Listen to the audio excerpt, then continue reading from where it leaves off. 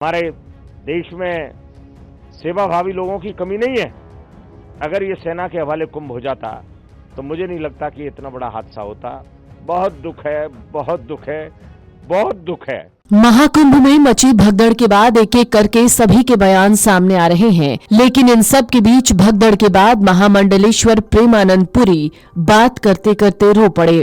उन्होंने कहा, अभी भी समय है, इस मेले को सेना के हवाले कर दिया जाए।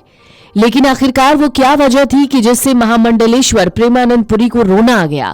प्रयागराज महाकुंभ में मची भगदड़ के बाद सरकार और पुलिस प्रशासन पर सवाल उठ रहे हैं। महामंडलेश्वर प्रेमानंद पुरी ने कहा कि जितनी भीड़ थी उसे पुलिस नहीं संभाल सकती थी, ये पुलिस के वश की बात नहीं थी, सेना के हवाले कर देना चाहिए। उन्होंने कहा, संतों ने शुरू से ही सरकार से इस मेले को सेना के हवाले करने की मांग की। जरा सुनिए प्रेमानंद पुरी का वो बयान। हमारे देश में सेवाभावी लोगों की कमी नहीं है। अगर ये सेना के हवाले कुंभ हो जाता तो मुझे नहीं लगता कि इतना बड़ा हादसा होता।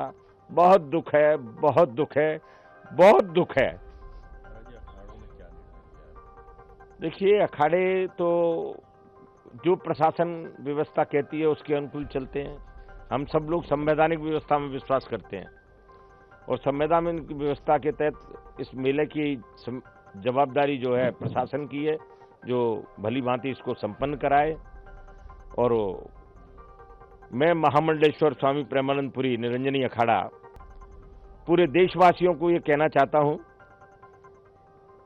कि आप ये मत समझिए कि आगे जो स्नान है वो ठीक से नहीं होंगे।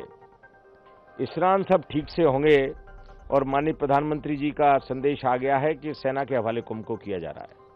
पंचायती अखाड़ा श्री निरंजनी के महामंडलेश्वर प्रेमानंद पुरी ने कहा, हमने पहले ही कहा था कुंभ की सुरक्षा को सेना के हवाले किया जाए, लेकिन किसी ने हमारी एक नहीं सुनी।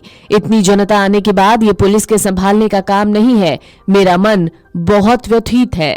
महाकुंभ में मौनी अमावस्या के अमृत स्नान से पहले मची भगदड़ की घटना से साधु संत बेहद दुखी हैं। निरंजनी अखाड़े के महामंडलेश्वर स्वामी प्रेमानंद पुरी ने इस घटना से बेहद भावुक हुए और उन्होंने कहा कि वो बहुत दुखी हैं।